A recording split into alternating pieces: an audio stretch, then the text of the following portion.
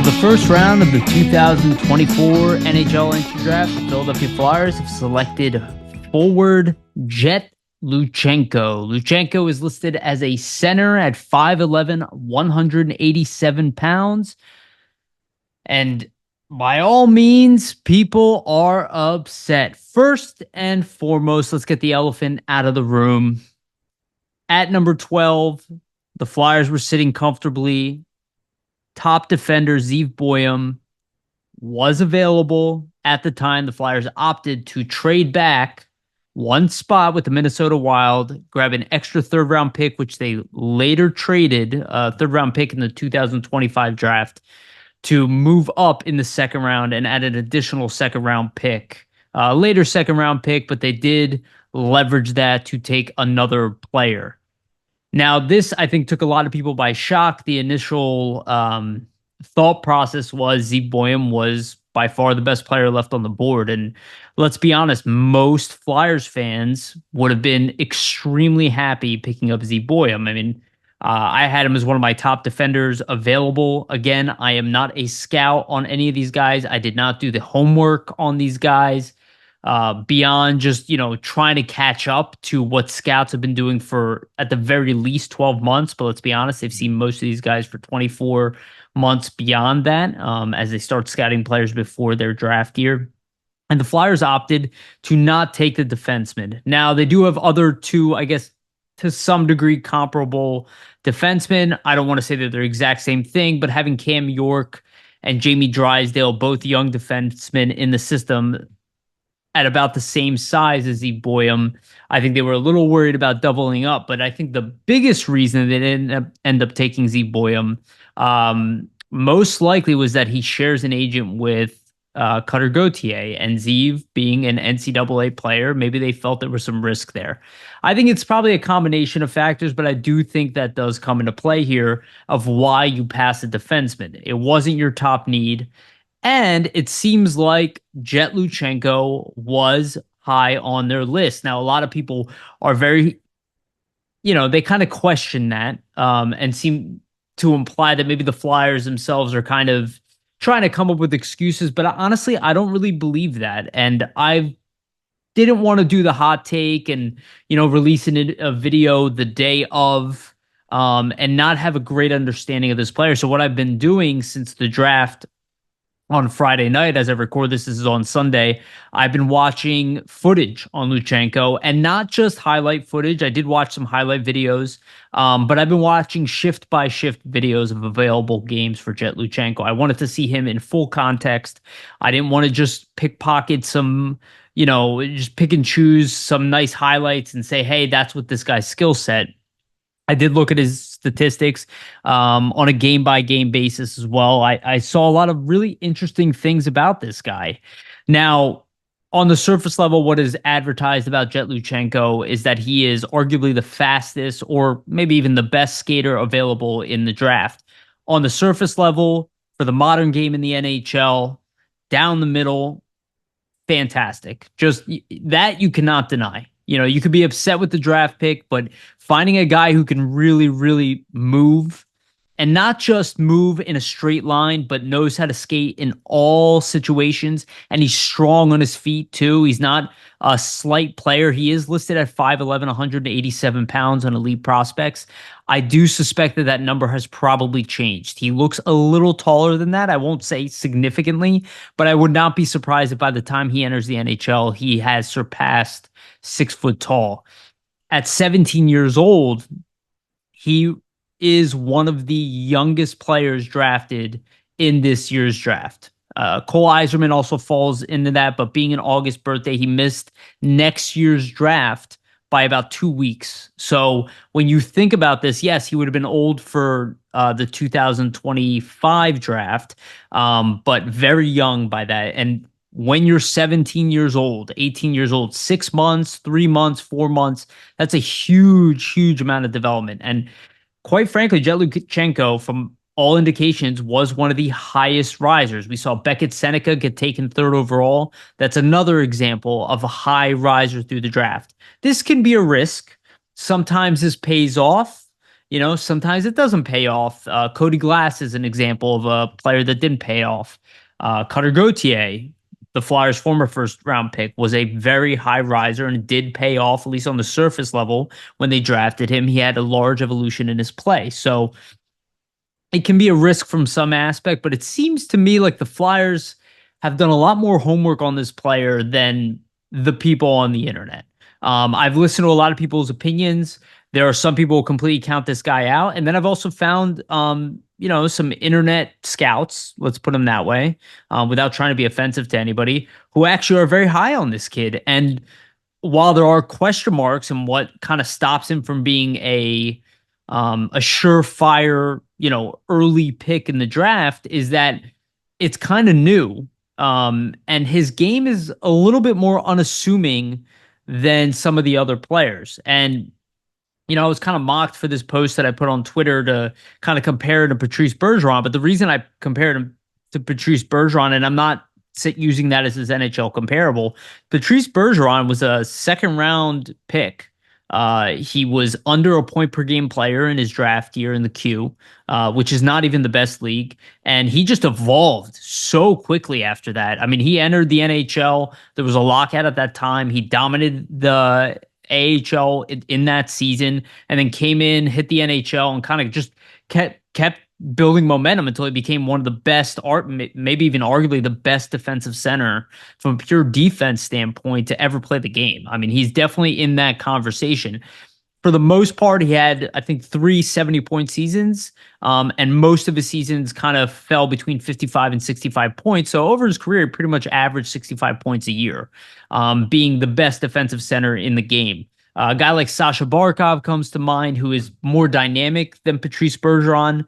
Arguable whether he's as good defensively, but he's definitely in that conversation. A guy like Sean Couturier, also, on average, 65-point player, has some high 70-point seasons, but also one of the best centers in the league. So when you're taking a defensive center, you kind of understand that they are not usually as dynamic as other players. Sasha Barkov kind of being an exception to that rule. Maybe you can make a case for Anze Kopitar as well. And obviously Pavel Datsyuk, which is maybe surefire two-way wise, like with the high dynamic skill and the high defensive skill. I mean, I don't know if we're really going to see another player like that. But that would be, that is, I guess, Sasha Barkov's best comparable is Pavel Datsyuk, in the sense that he makes a high impact offensively and defensively. Now, Patrice Bergeron was able to do that, but he wasn't necessary for him to put up 90 points a year. He never even did that in his career. So just want to point that out when I talk about defensive centers. People look for high-end numbers. That's not always going to be the case. Guys can be humongous impacts in their career without even being a point-per-game player majority of the time, and still being considered one of the best players in the game. And, hockey's played more than just points. It's impact in all situations. And that is the interesting thing here about Jett Luchanko. The immediate comparison everybody was saying is like, oh, this is the Hextall era all over again, the Holmgren era all over again. Guys like German Rubtsov, who weren't very successful. And then Scott Lawton, who is a successful pick, was a late first-round pick, but never really developed into be, a high-end offensive player. I mean, his best seasons are in the 40-point range, and that's a pretty good player, a top 9 forward, arguably a bottom 6 forward on a championship squad, but still a high impact player. When I see Jett Luchanko, that is not what I see at all. I see almost no relation to either one of those players. I've watched a lot of footage on him on a shift by shift basis, and it's quite clear that the guy has evolved considerably over time. The comparables of Yanni Gourde have been thrown out there. Nick Suzuki, okay, fine. I think Nick Suzuki does kind of fall into place. Though Suzuki, from a goal scoring standpoint, was ahead of where Luchanko is today. Suzuki hit a career high with 70-some points this year, so he is on the path to being kind of an elite player in the league, probably capable of putting up 80-plus points and being I guess a high-end two-way player, which would be great. I mean, again, a mid-first-round pick that's able to do that. Nick Suzuki also taken a 13th overall, just like Jett Luchanko. That's a big win for the Montreal Canadiens. And I think that's kind of what the Flyers are hoping that they are getting here is a guy who can play that type of style that Nick Suzuki plays, contribute offensively at a high clip, doesn't have to be a surefire number one center on any team in the league, but can play against the best players in the league, contribute offensively on a very regular basis, push the pace offensively, carry the puck, have possession games to him, but it can also play in all situations, the penalty kill, the power play, win face-offs, kind of do it all, lead by example in all of these situations. Now, Rod Brind'Amour is a great example of that type of player, a different player from Jett Luchanko, but a guy who was a humongous influence inside the NHL.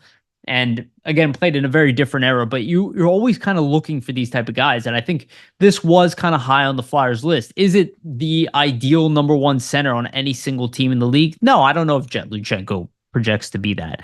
Look, at the bare minimum, this guy's a third line center at the NHL.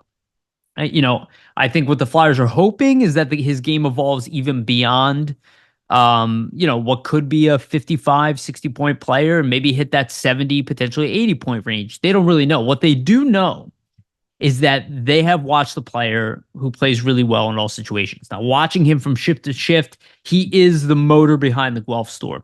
Yes, he does not score majority of the team's goals, though with 20 goals, 54 assists, he did lead the team in points.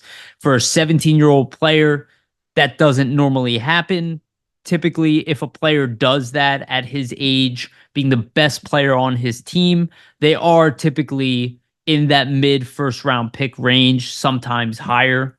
There are examples of players doing this. This is nothing like Scott Lawton, who, did evolve to be a good OHL player, but never really even projected to be anything more than a second line player at his best. And I think the Flyers kind of knew that they were taking more of a defensively focused player. In Jett Luchanko's game, that's not what I see. I do see some very elite playmaking skills in his vision. He does have a dynamic element to him. He can stick handle. He can cut through forwards. He can cut through teams.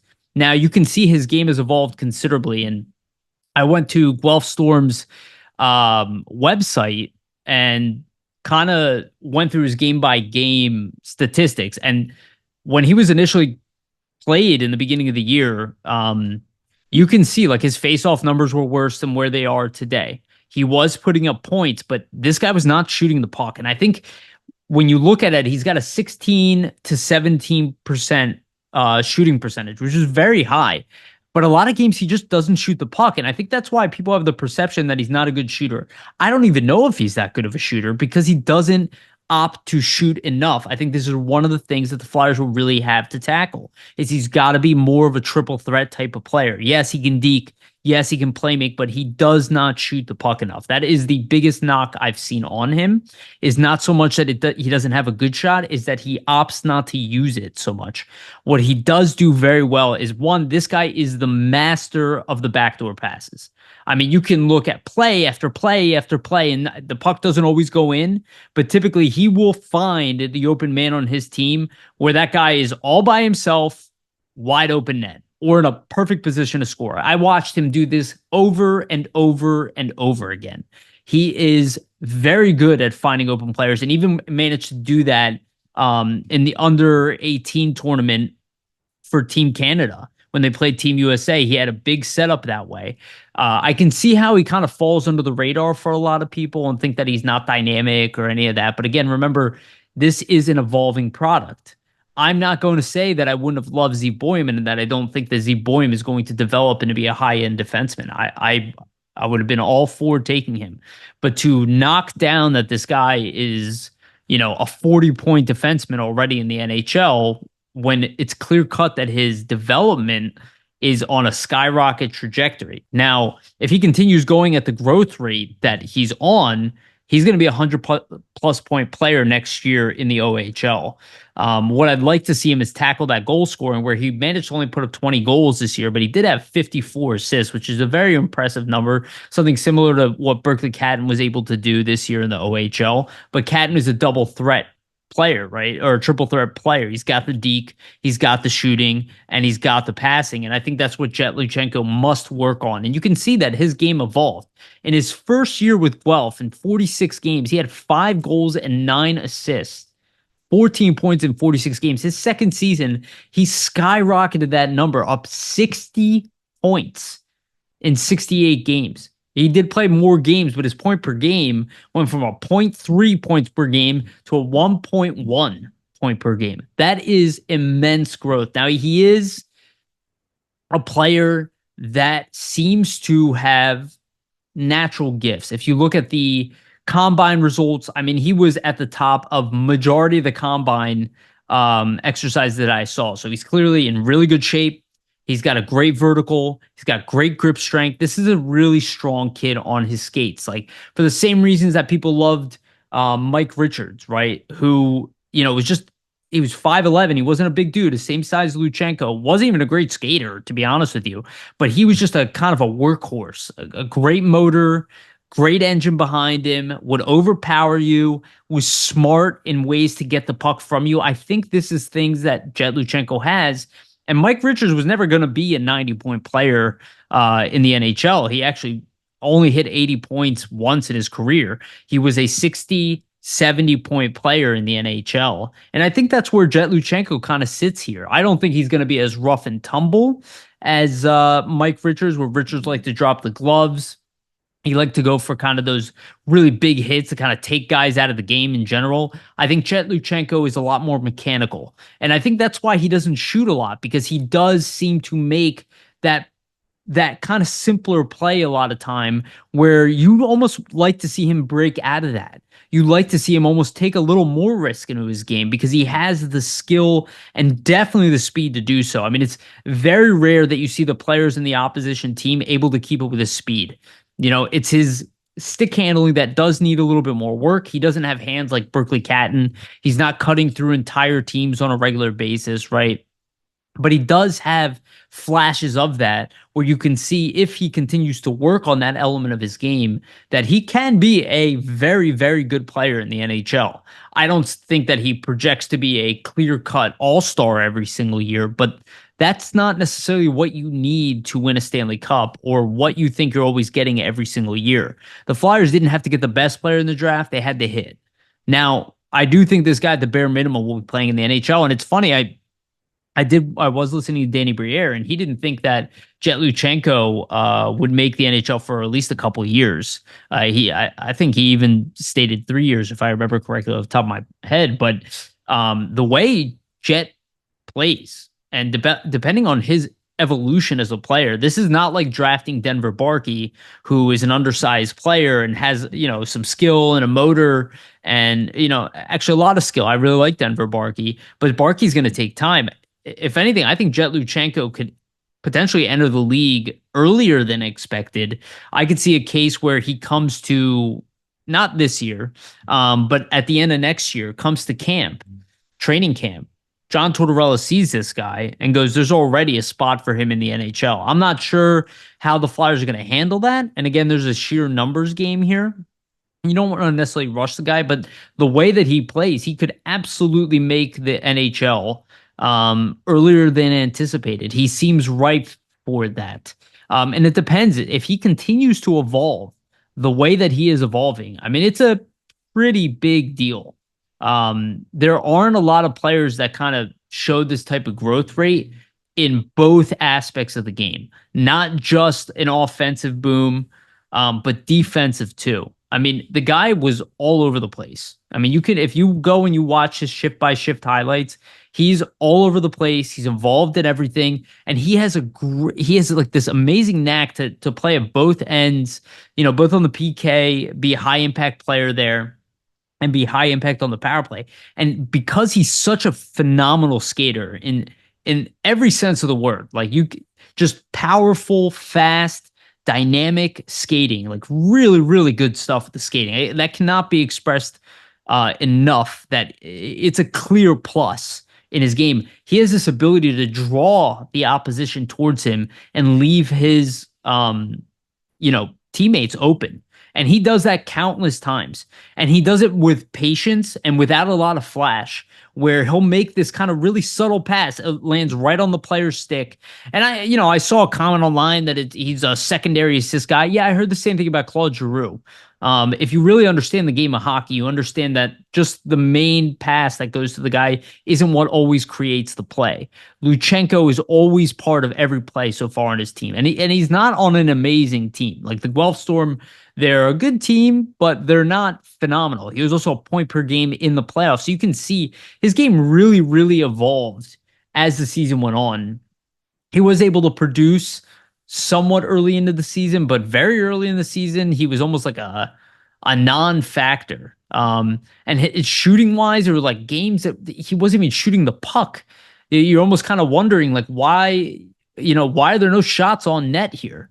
It's almost strange to watch. Like even looking at it right now, shots on goal for the first. I'll just read it out. I'll just go through the games. One shot, two shot, two shot, one shot, 0, 0, 0, 0, one shot, 5 shots, 1, 1, 0, 1, 1, 1, 1, 4. 0, 0, 0, 1, 3, 1, 1, 2, 2, 1, 2, 2, 3, 2, 2, 3, 1, 3, 3, 4, 3, 4, 0, 5, 1, 4, 4, 2, 0, 4, 0, 0, 2, 0, 4, 4, 3, 3, 0, 1, 1, 2, 3, 4, 3. You're noticing a pattern here that he started off like barely shooting. And this is the one part of his game I think he must evolve.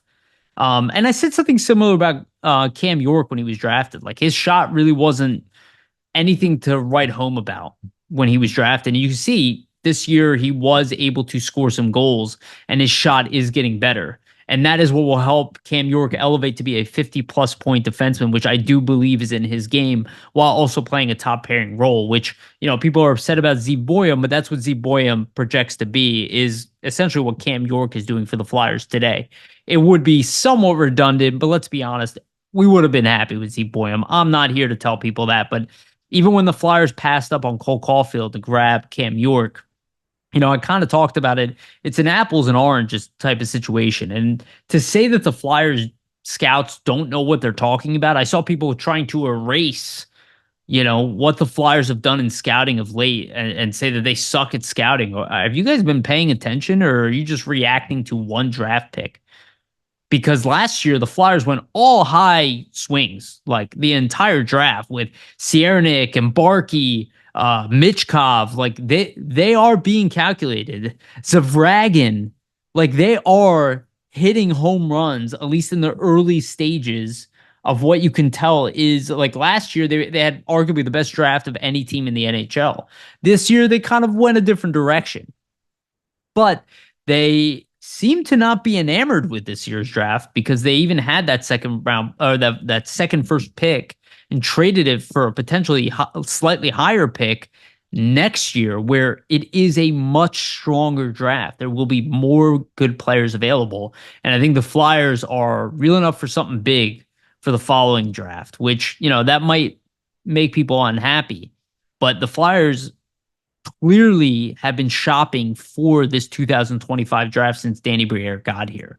So he had a plan and he went for that. And the Flyers' biggest shortcoming as an organization was a potential top 6 forward in the system. And they found that in Jett Luchanko, right? Like Berkeley Catton was a guy I really wanted as well. I'm sure he was higher on the Flyers list too, but he was taken earlier than a lot of people anticipated.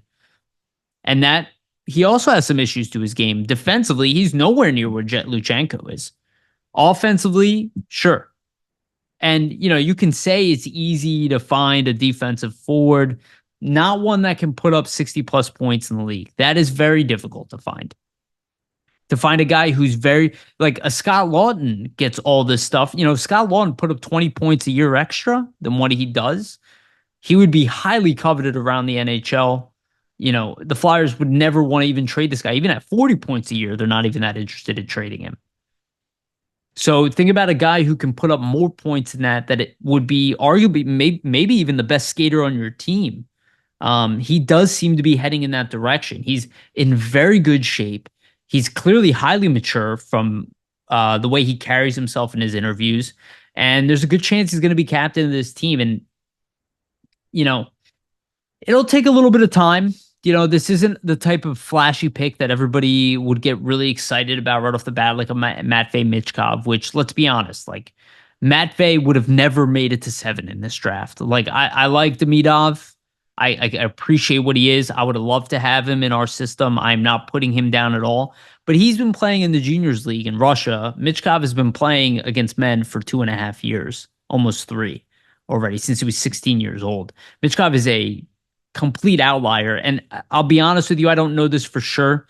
But I think he would have gone above Macklin Celebrini this year. And people can argue that. Like I every year these players are kind of fluffed up a little bit more than they should be, Michkov included. It's part of the sell of the draft because they're all kind of question marks. But, don't compare Macklin Celebrini to Sidney Crosby. Like, don't put that on the kid. If anything, a lot of what Macklin Celebrini does really well, I mean, Jett Luchanko is like a poor man's version of that. I'm not saying he's going to be Macklin Celebrini. Let's get that very clear. But the same appeals that Celebrini has, the two-way game, the tenacity, the motor. Now, Celebrini is a better shooter and probably a better playmaker. But again, you're trying to invest in a player who you think is going to evolve. You're not drafting a player for where he is today. It's how you hope he will evolve over the next 2, 3, 4, 5 years. Realistically, by the end of the summer, Luchanko will be 18 years old, and that gives him about 3 years of a normal track for a player of his caliber to make the NHL. If you're really good defensively, you can make it earlier than people anticipate. But you look at a guy like Bobby Brink, who's 22 years old, who really just started getting his taste and hasn't been able to stick in the NHL. That's pretty common. That doesn't mean he's not going to be a top 6 forward. It just means that his game is not well-rounded enough to stick out that way. Where a guy like Tyson Forrester, offensively, he does have an edge on Bobby Brink, but defensively, he evolved so much that it's undeniable that Tyson Forrester is one of the best rookies in the league. Finishing at number 7 in the Calder Trophy, honestly, I don't even think that does justice to how well this kid played. Because by the metrics and by the eye test, he was the best defensive, offensive rookie in the league, easily. And he was also finished second in goals. So if you can find a guy like that, they are invaluable. Like, it's not surprising that nobody talks about, even thinks about the idea of trading Tyson Forrester, and neither are the Flyers. So if Jett Luchanko can come in and be a 25 goal, 35 assist guy in the NHL, playing against the best players in the world, being a speedster, being tenacious, this is a guy we should all be really happy about. And I can understand why people are upset. I think if Z Boyum wasn't available at the time, I don't think there would be as much turmoil with this pick. I really wanted Z Boyum as well, right? I get that. But don't knock one player just because you wanted something else. Like, that's not very mature. And this kid honestly doesn't deserve that. He deserves a real chance because they took a real prospect here. And just because not everybody is high on the kid and not everybody's aware of him, well, they wouldn't have been if you watched him in the beginning of the season. You had to kind of track him closely. And the Flyers clearly were really on it. And I do believe Danny Briere that other teams said that they wanted him probably around that range. I was looking into Johnston, who, Wyatt Johnston this year, arguably the biggest surprise. The guy put up 60 plus points, probably has more room to grow there to be an 80 plus point player in the league. Maybe he'll even be above that. Who knows? But humongous impact player. He was taken later in the first round at number 23, missed an entire season due to COVID. So no exposure. Was not on anybody's radar. This is obviously a different scenario. But mind you, he's a better shooter than Luchanko today. But Luchanko is probably a better playmaker than Wyatt Johnson was at the time. And nobody saw Johnson coming, right? So it's not, at least not to this degree, right? At the time, it's probably known he was a good prospect, but nobody saw it coming. And that's a lot of times if you're not in the position to get a guarantee guy, right? Like Caden Lidstrom, Ivan Demidov. Like, there's no doubt that Demidov is at very least a top six forward in the league. There's almost zero chance that he does not become a top six forward in the league. Just the way he plays, his maturity, success in the MHL, like something would have to go dramatically wrong for him to not be that. And most likely he's a top line player in the NHL, right? Like, I'm not knocking this guy, but there are those other guys, those Patrice Bergerons, right? The Mike Richards, the Claude Giroux, who, if you look at that draft being taken, in the 20s, end up leading his entire draft class in points. The GM didn't even remember his name when he went to draft him. So don't get too obsessed with your own perception of the draft. We're all wrong about players. We all make mistakes. Cale Makar was not projected to be a generational talent, and yet he is. He was projected to be a really good defenseman, but not generational. Elias Pettersson was projected to be a really good player, but not necessarily like above a point per game player. In fact, that was considered a really weak draft. Nolan Patrick was the guy for several years, and his career ended up completely thwarted through injuries. So, you never really know what happens at the draft. You really don't know. Like, who would have thought that Nico Hischier would have been an elite two-way center? I don't think he gets enough credit. Like, people like to talk about Pettersson, Heiskanen, and Makar, but Hischier's lights out. Captain material, two-way, Selke, future Selke candidate if he's not almost there now. Putting up 80 points a year. I mean, like, come on. And I don't know if Jett Luchanko has that potential, but if he's 60%, or I'm sorry, if he's 80% of Hischier and he's putting up 60 points a year, playing that type of style, with maybe some more elite speed. I mean, these are wins. These are wins. These are guys that teams really covet for a reason. These are guys who help you win Stanley Cups and don't cost $12-13 million a year. And you're not always going to get that in a draft. And I think Jett Luchanko is a really, really interesting player. I would recommend watching more of him beyond just the highlights. I'm sure we're going to be tracking him very tightly. I would say he's clear cut the Flyers' second best prospect in the system right now. I would give him the slight edge above Oliver Bonk, just because I think the projection is a little bit higher and people might be shocked on that. I still see Bonk as a potential top pairing defenseman, but they are pretty close. Denver Barkey is that notch just below. He does have, some really, really high end upside when it comes to his offensive game, but his size will need to be addressed. Obviously, he needs to bulk up. And I think Jett Luchanko can be a large impact in every situation in the game. And that is undeniable. You can say what you want about offense, and it is crucial to being a good team. But if you look at the teams that win the Stanley Cup every year, the teams that are the hardest to play against, they're the defense first teams almost all the time. Like, you can win either way. You can win the Stanley Cup being the offensive team or the defensive team. But you saw the way Edmonton changed their style in the playoffs this year. They still had their high-end offensive players, still scored a bunch of goals, put up a bunch of points, but they played a better defensive game than I have ever seen them play. And that is crucial. Winning a championship is about perfection. It's about shooting for perfection. And I think Jett Luchanko, I'm not saying he's a perfect player, but I think he can be a mold to that type of team, to a team that coveted Sean Couturier in his prime. Maybe Jett Luchanko could be that next guy.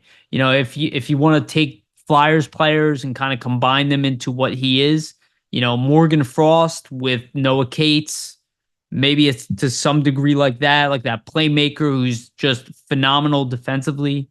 But he's nothing like Scott Laughton from what I'm seeing. So I would say don't be upset about the pick. You can be upset that Boyum is not a Flyer, and I have to cope with that as well. But I'm not upset about the pick itself. I'm not upset about the player. I do see promise in the player.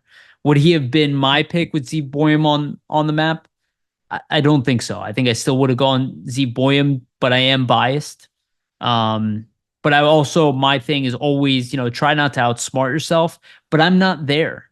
I'm learning about these guys now. I'm learning about Jett Luchanko now. He wasn't even really on my radar beyond hearing his name a few times. I wasn't watching footage of him prior. Now I'm learning. And every time I watch him, I do find myself more interested in him. I do find myself more optimistic about him as I watch him. Now, I still want him to work on faceoffs. I want him to get a little more dynamic with his play handling, a little more confident with it. It's not that he doesn't have it, is that he doesn't jump to do it. It's almost like he's playing safe. And I want him to shoot more often. I want him to continue that trend that he did this year. I want him to average 3 to 5 shots a game, not 0 to 3, right? He needs to double up the amount of shots he takes a game. It makes him a dual threat. And I think we're going to see that. I think his game evolved to do that during the season. And I think he has the ability to put up 100 plus points next year in the OHL and progress beyond that. And I think that's a big element to his game, is that he needs to understand how good he can be too, because he's clearly a new type of guy. And look, it doesn't always work out like we think, but sometimes it's a big payoff.